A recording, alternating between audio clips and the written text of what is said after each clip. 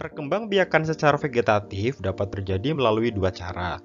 Jika perkembangbiakan vegetatifnya terjadi tanpa campur tangan manusia, disebut vegetatif alami. Sedangkan jika perkembangbiakan vegetatif yang terjadi dengan campur tangan manusia, disebut vegetatif buatan. Nah, sekarang melalui apa aja sih yang disebut perkembangbiakan vegetatif alami?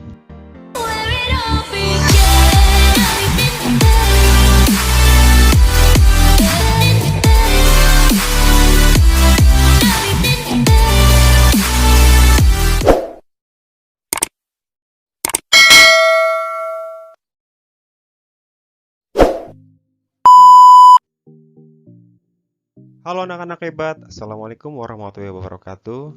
Balik lagi di channel YouTube edukasi ini yang akan menambah wawasan dan pengetahuan untuk kita semua. Silahkan like video ini jika kalian menyukainya, isi kolom komentar untuk pembahasan apa yang ingin kita bahas, dan subscribe untuk membantu mengembangkan channel ini. Jangan lupa juga nyalakan lonceng notifikasinya agar kalian tahu video terbaru di channel ini. Jangan lupa share ke teman-teman kalian ya. Di video sebelumnya, kita sudah belajar tentang perkembangbiakan tumbuhan secara generatif. Nah, sekarang kita akan belajar tentang perkembangbiakan tumbuhan secara vegetatif. Perkembangbiakan secara vegetatif terjadi tanpa adanya peleburan antara sel kelamin jantan dan sel kelamin betina. Perkembangbiakan secara vegetatif bertujuan untuk menghasilkan tumbuhan baru atau tumbuhan dengan sifat yang baru. Perkembangbiakan secara vegetatif dapat terjadi melalui dua cara. Jika perkembangbiakan vegetatifnya terjadi tanpa campur tangan manusia, disebut vegetatif alami. Sedangkan jika perkembangbiakan vegetatif yang terjadi dengan campur tangan manusia, disebut vegetatif buatan. Nah, sekarang melalui apa aja sih yang disebut perkembangbiakan vegetatif alami?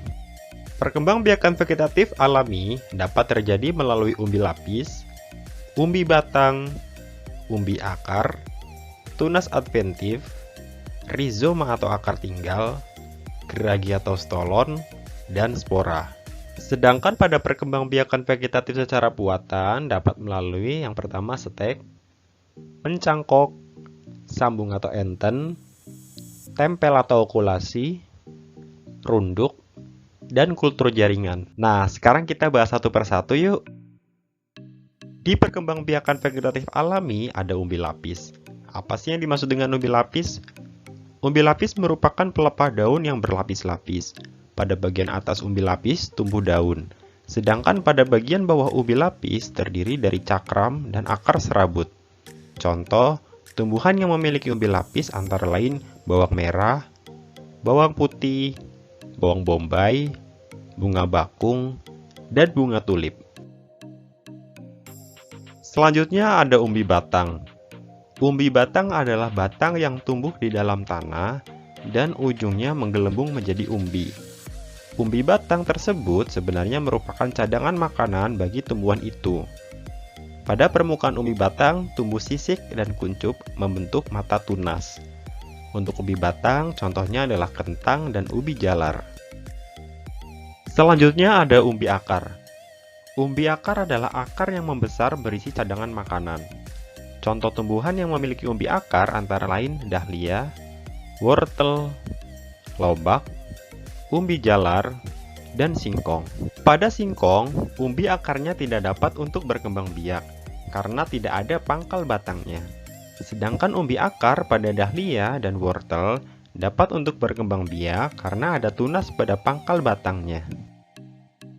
Selanjutnya ada tunas adventif. Tunas adventif adalah tunas yang tumbuh tidak di ujung batang dan ketiak daun.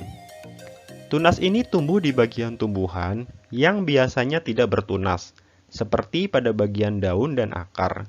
Contoh tumbuhan yang memiliki tunas adventif diantaranya adalah cocor bebek, pisang, cemara, bambu, sukun, dan tebu.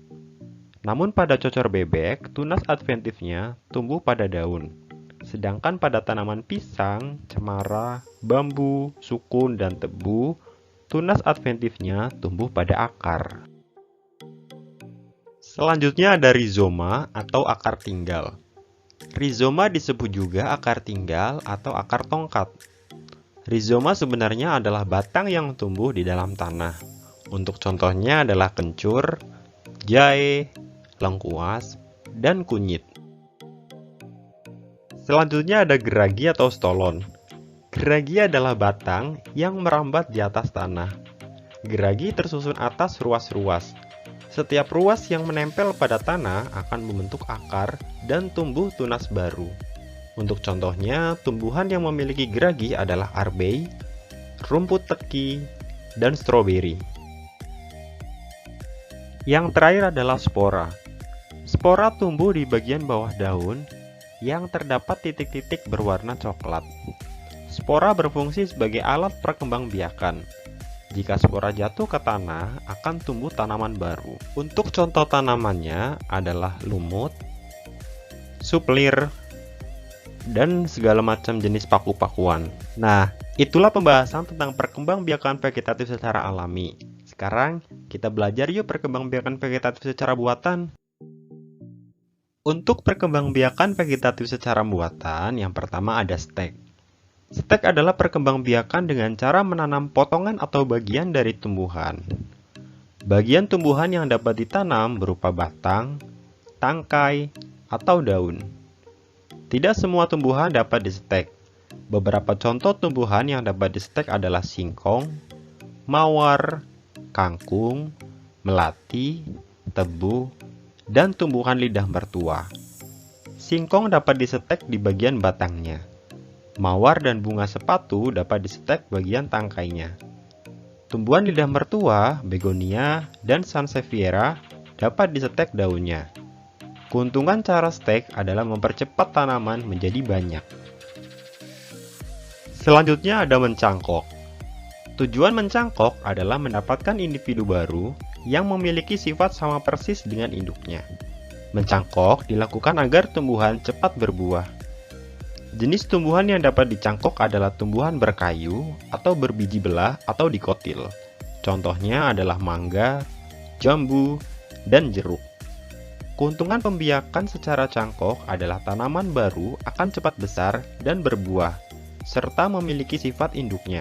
Artinya, jika buah induknya besar-besar dan manis, maka sifat buah hasil cangkokan akan sama, yaitu buahnya besar dan manis.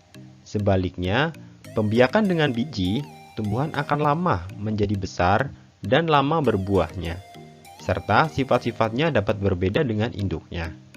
Kekurangan dari tumbuhan hasil cangkokan adalah memiliki akar yang kurang kuat. Akar yang terbentuk adalah akar serabut. Selanjutnya ada sambung atau enten. Tumbuhan yang bisa disambung adalah tumbuhan yang sekeluarga. Menyambung atau mengenten adalah menggabungkan batang bawah dan batang atas dua tanaman yang sejenis. Tujuan menyambung adalah menggabungkan sifat-sifat unggul dari dua tanaman sehingga diperoleh satu tanaman yang memiliki sifat-sifat unggul. Misalnya, ada dua tanaman mangga. Tanaman mangga pertama berakar kuat tetapi buahnya asam. Sedangkan tanaman mangga yang kedua berakar lemah tetapi buahnya sangat manis. Untuk memperoleh pohon mangga yang berakar kuat dan berbuah manis, maka batang bawah dari tanaman mangga berakar kuat disambungkan dengan batang atas tanaman mangga yang berbuah manis. Selanjutnya ada tempel atau okulasi. Menempel atau okulasi adalah menggabungkan mata tunas suatu tumbuhan pada batang tumbuhan lain. Tumbuhan yang akan ditempeli harus yang kuat. Tempel atau okulasi bertujuan untuk menggabungkan dua tumbuhan yang berbeda sifatnya.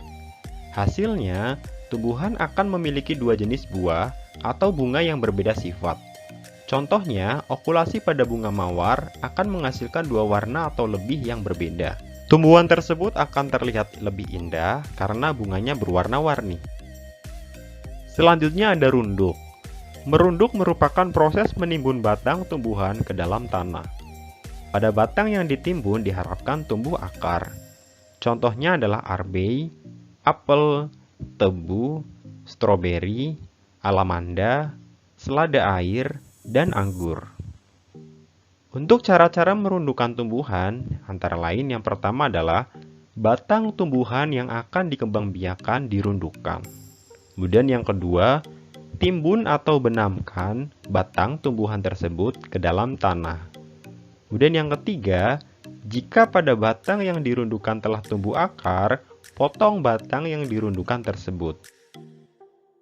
Yang terakhir ada kultur jaringan. Kultur jaringan adalah perkembangbiakan tumbuhan dengan menanam jaringan tumbuhan di tempat dan media yang khusus. Untuk melakukan kultur jaringan diperlukan ruangan yang khusus. Perkembangbiakannya akan lebih terkontrol dan cepat. Tumbuhan baru yang dihasilkan sama dengan induknya dan tidak menimbulkan dampak negatif bagi lingkungan. Lalu, apa ya keuntungan dan kerugian untuk perkembangbiakan vegetatif secara buatan? Untuk keuntungan vegetatif buatan, yang pertama, sifat tumbuhan baru sama persis dengan sifat tumbuhan induknya. Jika tumbuhan unggul, maka tumbuhan baru pun akan bersifat unggul. Kemudian keuntungan yang kedua adalah cepat memberikan hasil jika dibandingkan dengan ditanam dengan bijinya. Untuk kerugian vegetatif buatan, yang pertama, tumbuhan yang diperbanyak secara vegetatif buatan tidak memiliki akar tunggang sehingga mudah tumbang. Yang kedua, menghasilkan sedikit keturunan atau tumbuhan baru. Yang terakhir adalah merusak tumbuhan induk. Alhamdulillah pembahasan di pertemuan kali ini sudah selesai. Semoga menambah wawasan dan pengetahuan untuk kita semua ya. Untuk yang mau bertanya ataupun memberi masukan, silahkan bisa isi di kolom komentar atau hubungi sosial media yang tertera di kolom description. Tetap jaga kesehatan dan semangat belajar. Sampai ketemu di video pembahasan selanjutnya. Wassalamualaikum warahmatullahi wabarakatuh.